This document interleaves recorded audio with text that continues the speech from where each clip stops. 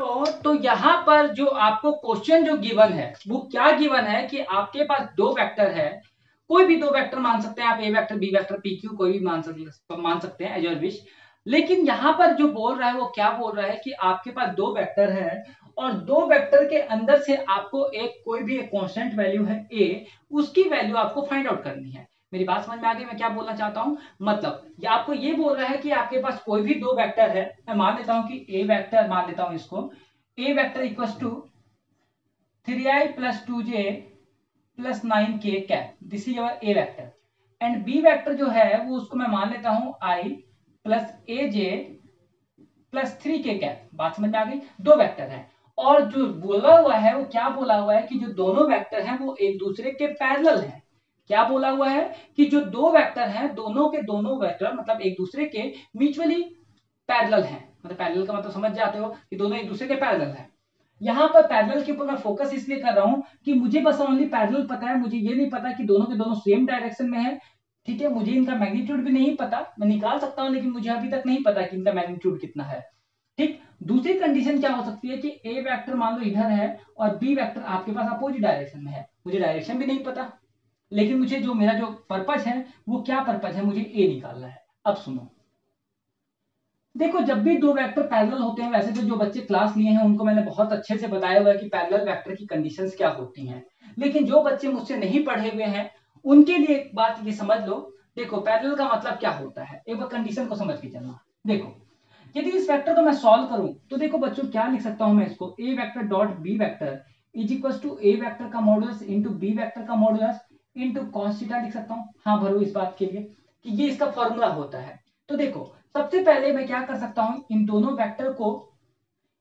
Vector के अंदर से मैं क्या कर सकता हूं, इनका डॉट प्रोडक्ट निकाल सकता हूं, इनका मैग्नीट्यूड निकाल सकता हूं, इनका एंगल भी बता सकता हूं, मैं ए की वैल्यू फाइंड आउट कर सकता हूं। एक बार करेंगे, थोड़ा फास्ट करते हैं। कितना हुआ, ए वेक्टर डॉट बी वेक्टर कितना हो गया 3, इसका कितना हो गया 2a, इसका कितना हो गया 27। बात समझ में आ गई कि मैंने इसको इससे मल्टीप्लाई कर दिया।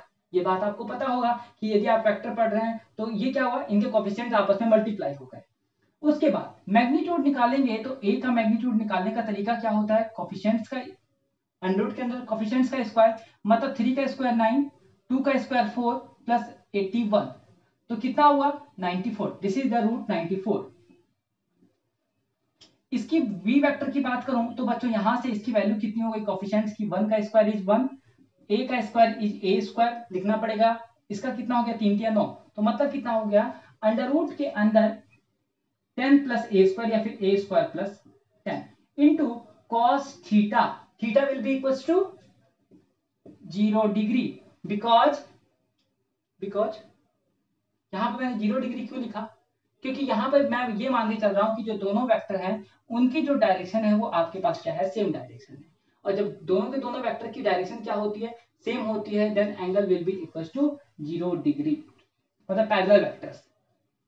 ठीक है, अब देखो यहां से यदि मैं इसको सॉल्व करूं तो कितना हो गया यहाँ पर 30 plus 2a is equal to, under root के अंदर इसको लेकर जाओगे तो मल्टीप्लाई कर लो, कितना हो गया 94a स्क्वायर प्लस में 940, और cos 0 की वैल्यू कितनी होती है, this will be equal to 1।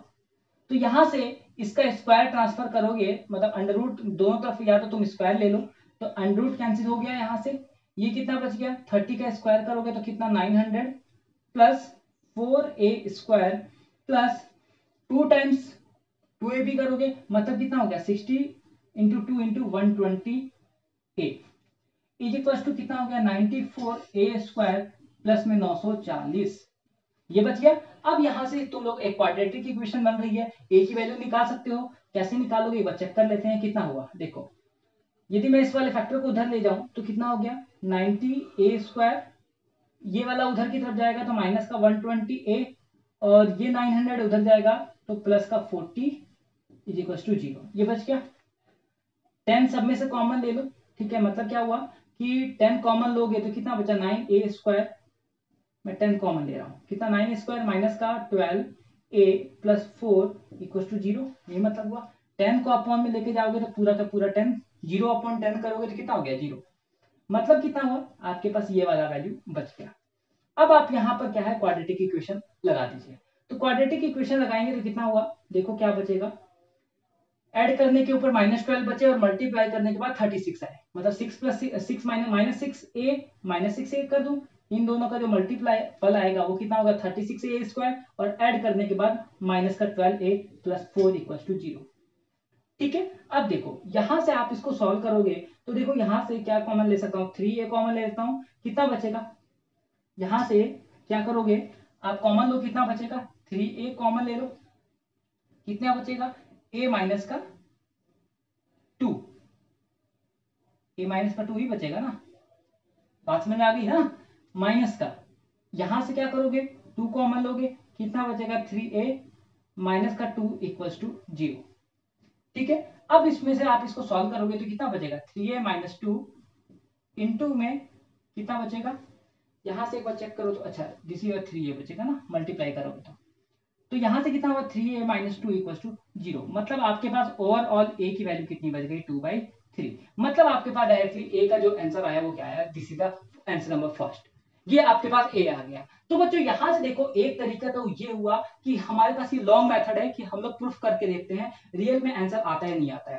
दूसरा तरीका जो होता है, जो कि मैं बच्चों को हमेशा ही फोर्स करता हूं कि तुम लोग को जब भी इस टाइप का क्वेश्चन मिलेगा तो तुम हमेशा क्वेश्चन के अंदर क्या अप्लाई करोगे, क्वेश्चन के अंदर तुम लोग को जो अप्लाई करना है वो शॉर्टकट तरीका अप्लाई करना है।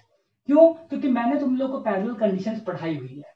पैरेलल कंडीशन का मतलब क्या हुआ, देखो एक वेक्टर ये है, दूसरा वेक्टर ये है, ठीक है, इस वेक्टर के अंदर मैं क्या कर सकता हूं, देखो उस वाले वेक्टर के अंदर एक दिक्कत और है, जैसे कि इसका आंसर आ गया, देखिए 180 भी तो हो सकता था, angle will be equal to 0 degree, लेकिन इस कंडीशन में एंगल 180, मतलब पूरा आंसर कितना हो जाता, नेगेटिव हो जाता, तो दिक्कत हो जाती।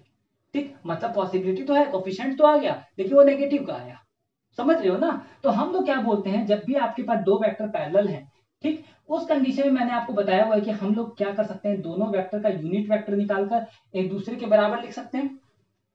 ये चीज मैंने आपको पढ़ाई हुई है, मतलब यहां पर मैं आपको ये बोलना चाहता हूं कि मैंने आपको ये पढ़ाया हुआ है कि A vector divide by this is equal to B vector divide by B vector का मॉडुलस, ये चीज मैंने पढ़ाई हुई है, कम से कम 10 बार ये चीज बता चुका हूं। ठीक, यदि जो बच्चा मुझे नहीं पढ़ा हुआ है वो जाके पीछे वाले क्वेश्चन देख ले, उसमें मैंने ये चीज बताया हुआ है। तो स्टार्टिंग के 10 क्वेश्चंस के अंदर कुछ क्वेश्चंस हैं जिसमें ये कॉन्सेप्ट लगा हुआ है।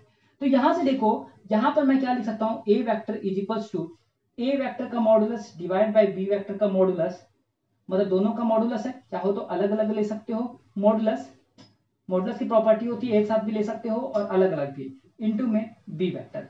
अब देखो ये मॉडुलस है, मतलब ये पूरा का पूरा कांस्टेंट, ये भी कांस्टेंट, मतलब पूरा का पूरा एक जो वैल्यू है वो क्या आएगा, कांस्टेंट आएगा, कांस्टेंट आएगा। मतलब अब आप इसको सॉल्व करना चाहोगे तो क्या लिख सकते हो, A vector divide by B vector is equals to lambda, निकाल सकते हो। तो मतलब क्या हुआ, एक हमारे पास शॉर्टकट तरीका, ये मैंने आपको पढ़ाया हुआ है, हमेशा पढ़ाता हूं, ये वाली condition, A vector equals to lambda times of B vector. तो अकॉर्डिंग टू दिस कंडीशन मैं इसके अंदर क्या कर सकता हूं, दोनों वेक्टर के कोफिशिएंट्स को डिवाइड कर सकता हूं। मतलब यहां पर आप लोग क्या कर सकते हैं, कोफिशिएंट्स को डिवाइड करने का मतलब क्या हुआ, 3/1 3/1 आई का ले लिया प्लस इज इक्वल्स टू मतलब इनके जो कोफिशिएंट्स होंगे वो हमेशा क्या होंगे, बराबर होंगे। ठीक है, यदि मैं इसको 3 फैक्टर के अंदर बात करूं, यहां पर केवल आपके पास मैंने 2 वेक्टर लिया है, हो सकता है कि ये जो वेक्टर है, जैसे कि ये डी वेक्टर है, इसकी वैल्यू है λ1 A vector plus λ2 B vector plus λ3 C vector. तो सेम इसी कंडीशन से ही हमारे पास ये वाली चीज भी प्रूफ होती है। ठीक, तो यहां से हम लोग जब देखते हैं तो क्या देखते हैं कि इनके जो कोफिशिएंट्स होते हैं उनका जो रेशियो होगा उसको हम लोग बराबर रखते हैं, जैसे कि मैंने यहाँ पर बराबर रखा हुआ है।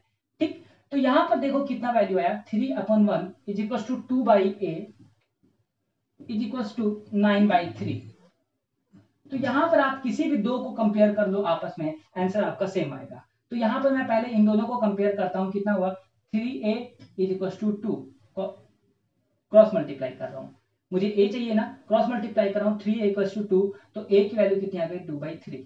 एक तरीका ये हुआ, दूसरे इसको कर सकते हो, कितना हुआ 6 इक्वल्स टू 9a, तो यहाँ से a की वैल्यू कितनी हो गई 6/9, मतलब कितना हुआ a इक्वल्स टू 2/3। तो मतलब बच्चों क्या है कि सीधा सीधा याद रखना कि जब भी दो वेक्टर पैरेलल होते हैं तो पैरेलल वेक्टर के अंदर, समझ में आया तो बहुत अच्छी बात है, नहीं समझ में आया तो कुछ चीजें रटो कुछ चीजें समझो। ठीक है, तो इसके अंदर आप डायरेक्टली क्या कर सकते हैं कि जो वेक्टर की जो कोफिशिएंट्स है उनको एक दूसरे के डिवाइड में कर सकते हैं। तो जैसे ही डिवाइड करोगे तो उसका जो आंसर आएगा वो बिल्कुल एग्जैक्टली आपका आंसर ही आएगा। बात समझ में आ गई? क्योंकि लैम्डा की वैल्यू आपकी प्लस की भी हो सकती है, माइनस की भी हो सकती है, क्योंकि lambda is a constant quantity. यदि फिर भी कोई दिक्कत है तो मुझे कमेंट करके बताओ। ठीक, समझ में आ गया तो लाइक कर दो। ओके।